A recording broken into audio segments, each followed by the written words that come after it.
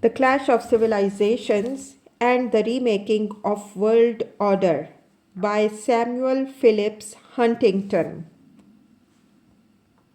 Chapter 3: A Universal Civilization, Modernization and Westernization. Universal civilization meaning.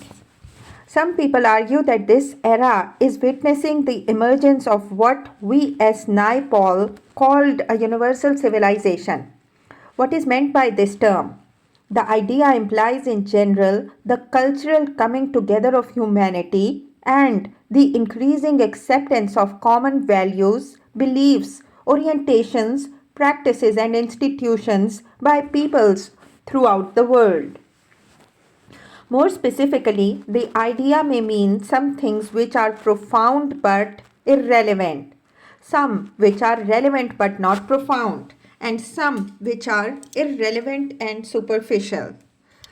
First, human beings in virtually all societies share certain basic values, such as murder is evil, and certain basic institutions, such as some form of family.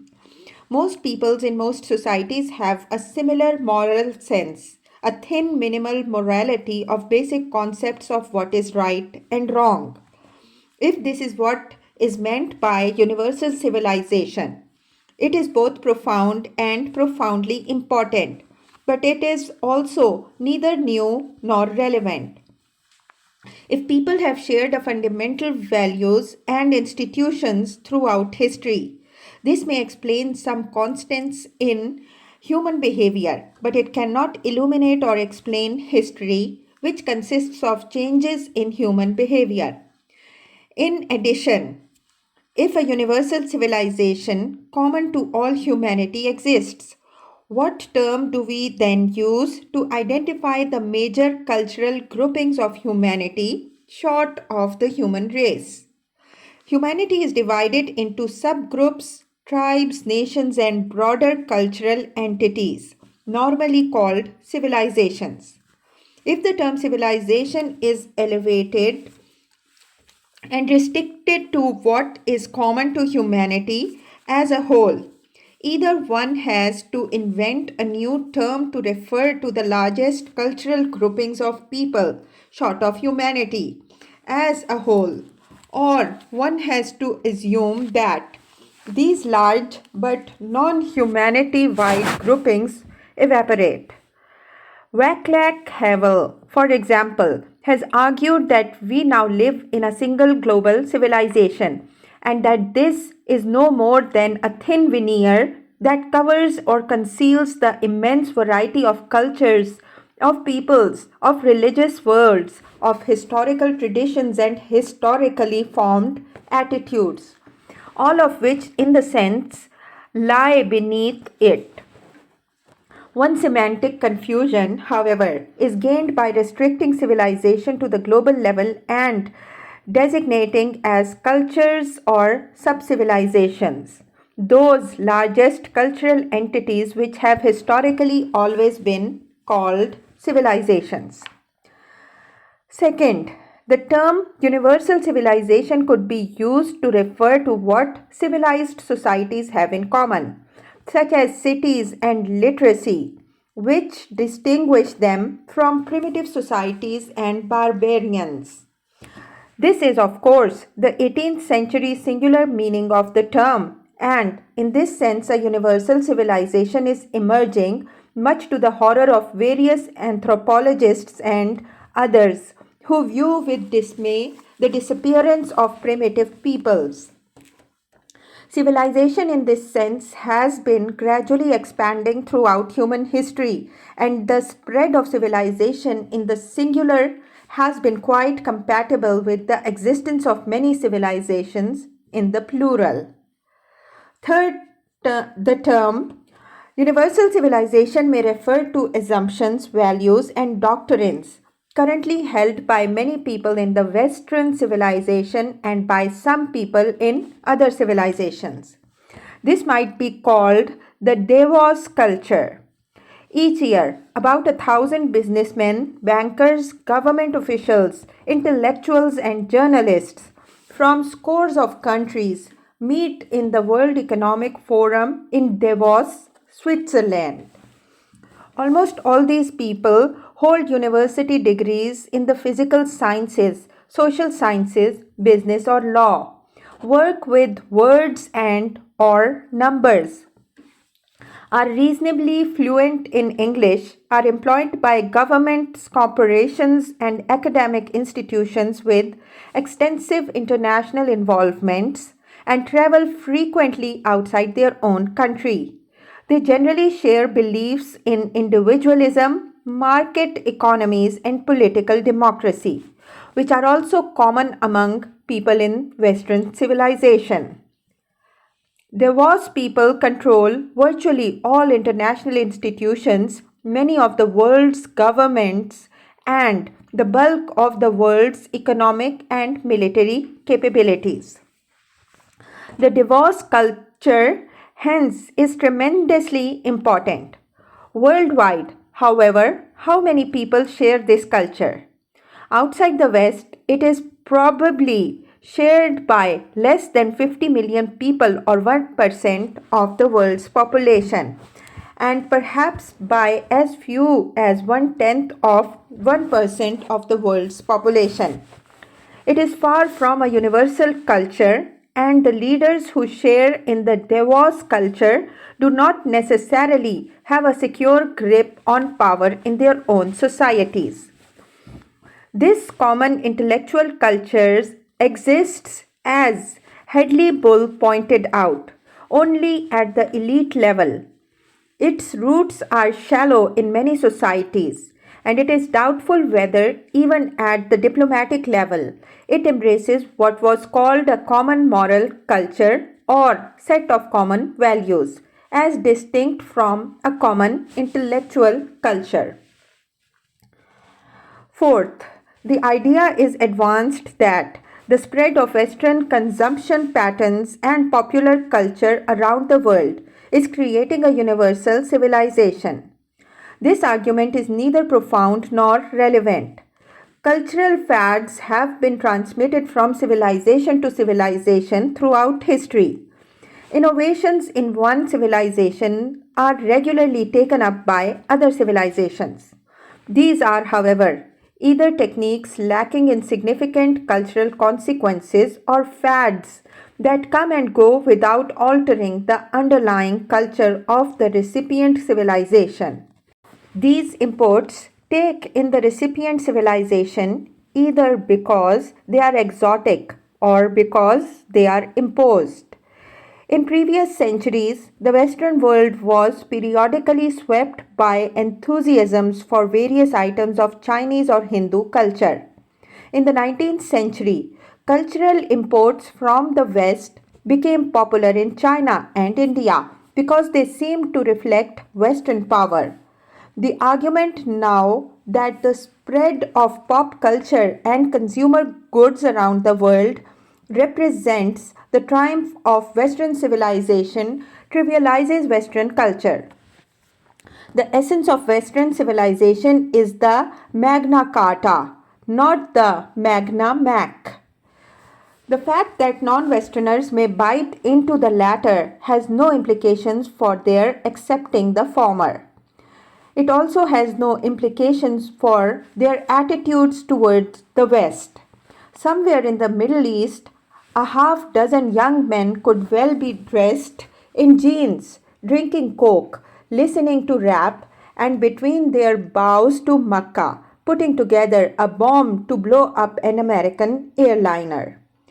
During the 1970s and 1980s, Americans consumed millions of Japanese cars, TV sets, cameras, and electronic gadgets without being Japanized, and indeed, while becoming considerably more antagonistic towards Japan. Only naive arrogance can lead Westerners to assume that non-Westerners will become Westernized by acquiring Western goods. What indeed does it tell the world about the West when Westerners identify their civilization with fizzy liquids, faded pants, and fatty foods? A slightly more sophisticated version of the universal popular cultural argument focuses not on consumer goods generally, but on the media, on Hollywood rather than Coca Cola. American control of the global movie, television, and video industries even exceeds its dominance of the aircraft industry. 88 of the 100 films most attended throughout the world in 1993 were American, and two American and two European organizations dominate the collection of dissemination of news on a global basis. This situation reflects two phenomena. The first is the universality of human interest in love, sex, violence, mystery, heroism, and wealth, and the ability of profit motivated companies, primarily American, to exploit those interests to their own advantage. Little or no evidence exists, however, to support the assumption that the emergence of pervasive global communications is producing significant convergence in attitudes and beliefs. Entertainment, as Michael Lahos has said, does not equate to cultural conversion. Second, people interpret communications in terms of their own pre existing values and perspectives. The same visual image is transmitted simultaneously into the living rooms across the globe. Kishore Mahbubani observes triggers opposing perceptions. Western living rooms applaud when cruise missiles strike Baghdad. Most living outside see that the West will deliver swift retribution to non white Iraqis or Somalis, but not to white Serbians, a dangerous signal by any standard. Global communications are one of the most important contemporary manifestations of Western power. This Western hegemony, however, encourages populist politicians in non Western societies to denounce Western cultural imperialism and to rally their publics to preserve the survival and integrity of their indigenous culture. The extent to which global communications are dominated by the West is, thus, a major source of the resentment and hostility of non Western peoples against the West. In addition, by the early 1990s, modernization and economic development in non Western societies were leading to the emergence of local and regional media industries, catering to the distinctive tastes of those societies. In 1994, for instance, CNN International estimated that it had an audience of 55 million potential viewers, or about 1% of the world's population. Strikingly equivalent in number to and undoubtedly largely identical with the Davos culture people. And its president predicted that its English broadcasts might eventually appeal to 2 to 4% of the market. Hence, regional, that is, civilizational networks would emerge broadcasting in Spanish, Japanese, Arabic, French for West Africa and other languages. The global newsroom, three scholars concluded, is still confronted with a Tower of Babel. Ronald Dorr makes an impressive case for the emergence of a global intellectual culture among diplomats and public officials. Even he, however, comes to a highly qualified conclusion concerning the impact of intensified communications. Other things being equal, an increasing intensity of communication should ensure an increasing basis for fellow feeling between the nations, or at least the middle classes, or at the very least, the diplomats of the world. But, he adds, some of the things that may not be equal can be very important indeed. Language. The central elements of any culture or civilization are language and religion. If a universal civilization is emerging, there should be tendencies towards the emergence of a universal language and a universal religion. This claim is often made with respect to language. The world's language is English, as the editor of the Wall Street Journal puts it. This can mean two things, only one of which would support the case for a universal civilization. It could mean that an increasing proportion of the world's population speaks English.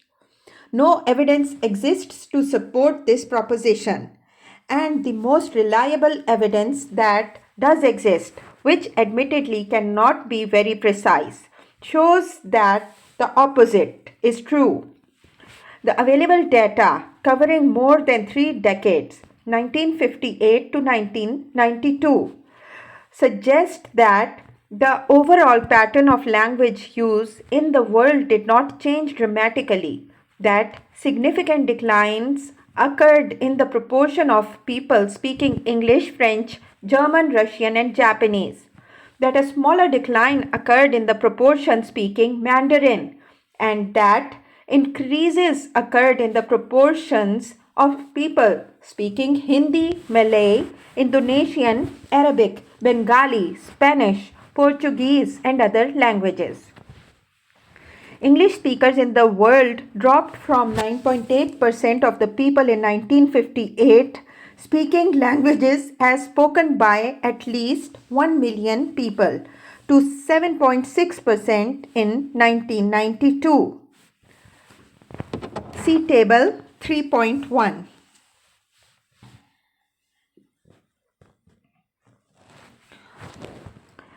The proportion of world's population speaking the 5 major Western languages, English, French, German, Portuguese, Spanish, declined from 24.1% in 1958 to 20.8% in 1992.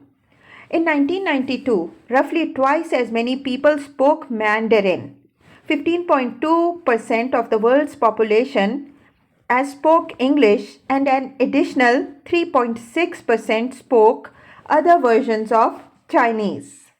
Table 3.2.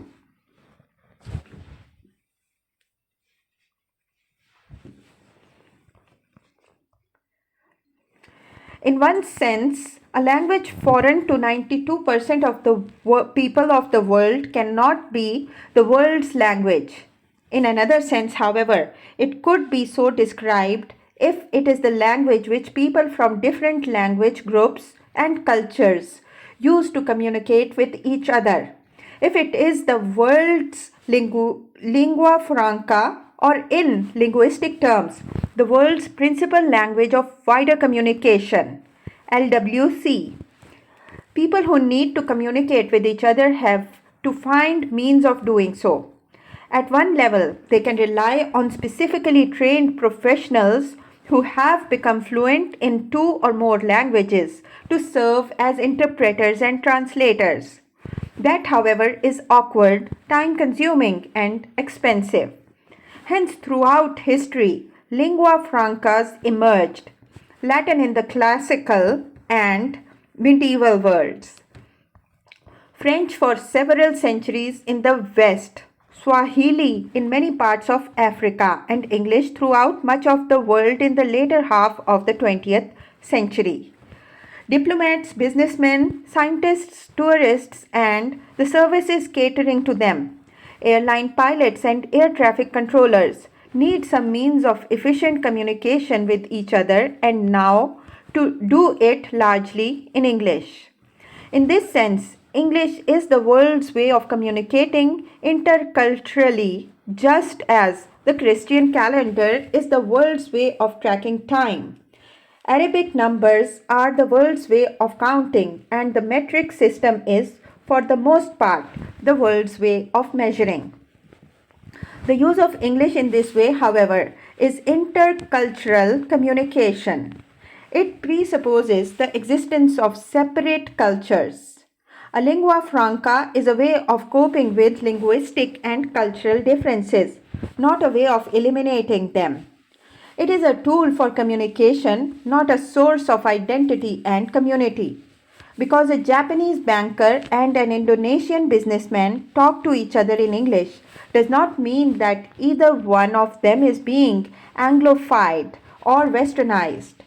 The same can be said of German and French speaking Swiss, who are as likely to communicate with each other in English as in either of their national languages.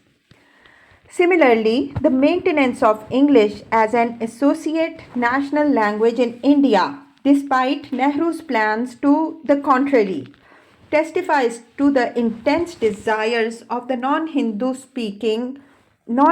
speaking peoples of India to preserve their own language and cultures, and the necessity of India remaining a multilingual society. As the leading linguistic scholar Joshua Fishman has observed, a language is more likely to be accepted as the lingua franca or LWC if it is not identified with a particular ethnic group, religion, or ideology. In the past, English has many of these identifications. More recently, English has been de ethnicized or minimally ethnicized, as happened in the past with Akkadian, Aramaic, Greek, and Latin. It is part of the relative good fortune of English as an additional language that neither its British nor its American fountainheads have been widely or deeply viewed in an ethnic or ideological context for the past quarter century or so. The use of English for intercultural communications thus helps to maintain and indeed reinforces people's separate cultural identities. Precisely because people want to preserve their own culture, they use English to communicate with peoples of other cultures. The people who speak English throughout the world also increasingly speak different Englishes. English is indigenized and takes on local colorations which distinguish it from British or American English, and which at the extreme make these Englishes almost unintelligible one to the other, as is also the case with the variety of Chinese. Nigerian Pidgin English, Indian English, and other forms of English are being incorporated into their respective host cultures and presumably will continue to differentiate themselves so as to become related but distinct languages, even as Romance languages evolved out of Latin. Unlike Italian, French, and Spanish, however, these English-derived languages will either be spoken by only a small portion of people in the society, or they will be used for primarily for communication between particular linguistic groups. All these processes can be seen at work in India. Purportedly, for instance, there are 18 million English speakers in 1983 out of the population of 733 million, and 20 million in 1991 out of a population of 867 million. The proportion of English speakers in the Indian population has thus remained relatively stable at about 2 to 4%. Outside of a relatively narrow elite, English does not even serve as a lingua franca. The ground reality, two professors of English at New Delhi University allege, is that when one travels from Kashmir down to the southernmost tip of Kanyakumari, the communication link is best maintained through a form of Hindi rather than through English. In addition, Indian English is taking on many distinctive characteristics of its own. It is being Indianized, or rather, it is being localized as differences develop among the various speakers of English with different local tongues. English is being absorbed into Indian culture just as Sanskrit and Persian were earlier. Throughout history, the distribution of languages in the world has reflected the distribution of power in the world. the most widely spoken languages, English, Mandarin, Spanish, French, Arabic, Russian, are or were the languages of imperial states which actively promoted use of their languages by other peoples. Shifts in the distribution of power produce shifts in the use of languages. 2 centuries of British and American colonial, commercial, industrial, scientific, and fiscal power have left a substantial legacy in higher education, government, trade, and technology throughout the world. Britain and France insisted on the use of their languages in their colonies. Following independence, however, most of the former colonies attempted in varying degrees and with varying success to replace the imperial language with indigenous ones. During the heyday of the Soviet Union, Russian was the lingua franca from Prague to Hanoi. The decline of Russian power is accompanied by a parallel decline in the use of Russian as a second language. As with other forms of culture, increasing power generates both linguistic assertiveness by native speakers and incentives to learn the language by others. In the heady days, immediately after the Berlin Wall came down, and it seemed as if the United Germany was the new behemoth, there was a noticeable tendency for Germans fluent in English to speak German at international meetings. Japanese economic power has stimulated the learning of Japanese by non-Japanese, and the economic development of China is producing a similar boom in Chinese. Chinese is rapidly replacing English as the predominant language in Hong Kong, and given the role of the overseas Chinese in Southeast Asia, has become the language in which much of that area's international business is transacted. As the power of the West gradually declines relative to that of other civilizations, the use of English and other Western languages in other societies and for communications between societies will also slowly erode. If at some point in the distant future China displaces the West as the dominant civilization in the world, English will give way to Mandarin as the world's lingua franca. As the former colonies moved toward independence and became independent, promotion or use of the indigenous languages and suppression of the languages of the empire was one way for nationalist elites to distinguish themselves from the Western colonialists and to define their own identity.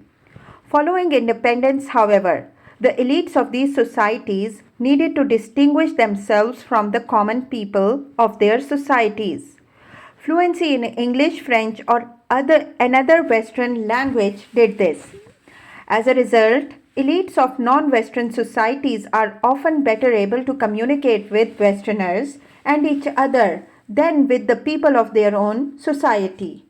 A situation like that in the West in the 17th and 18th centuries, when aristocrats from different countries could easily communicate in French with each other but could not speak the vernacular of their own country. In non-Western societies, two opposing trends appear to be underway.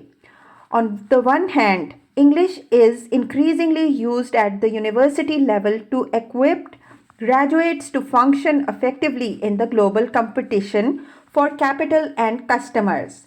On the other hand, social and political pressures increasingly lead to the more general use of indigenous languages. Arabic displacing French in North Africa, Urdu supplanting English as the language of government and education in Pakistan, and indigenous language media replacing English media in India. This development was foreseen by the Indian Education Commission in 1948, when it argued that the use of English divides the people into two nations, the few who govern and the many who are governed, the one unable to talk the language of the other and mutually uncomprehending. 40 years later, the persistence of English as the elite language bore out this prediction and had created an unnatural situation in a working democracy based on adult suffrage. English speaking Indian and politically conscious India diverge more and more, stimulating tension between the minority at the top who know English and the many millions armed with the vote who do not. To the extent that non-Westerner societies establish democratic institutions and the people in those societies participate more extensively in government, the use of Western languages declines and indigenous languages become more prevalent. The end of the Soviet Empire and of the Cold War promoted the proliferation and rejuvenation of languages which had been suppressed or forgotten. Major efforts have been underway in most of the former Soviet republics to revive their traditional languages. Estonian, Latvian, Lithuanian, Ukrainian, Gregorian, and Armenian are now the national languages of the independent states. Among the Muslim republics, similar linguistic assertion has occurred, and Azerbaijan, Kyrgyzstan, Turkmenistan, and Uzbekistan have shifted from the Cyrillic script of their former Russian masters to the Western script of their Turkish kinsmen, while Persian-speaking Tajikistan has adopted Arabic script. The Serbs, on the other hand, now call their language Serbian rather than Serbo-Croatian and have shifted from the Western script of their Catholic enemies to the Cyrillic script of their Russian kinsmen. In parallel moves, the Croats now call their language Croatian and are attempting to purge it of Turkish and other foreign words. While the same Turkish and Arabic borrowings, linguistic sediment left by the Ottoman Empire's 450-year presence in the Balkans have come back into vogue in Bosnia. Language is realigned and reconstructed to accord with the identities and contours of civilizations. As power diffuses, Babelization spreads.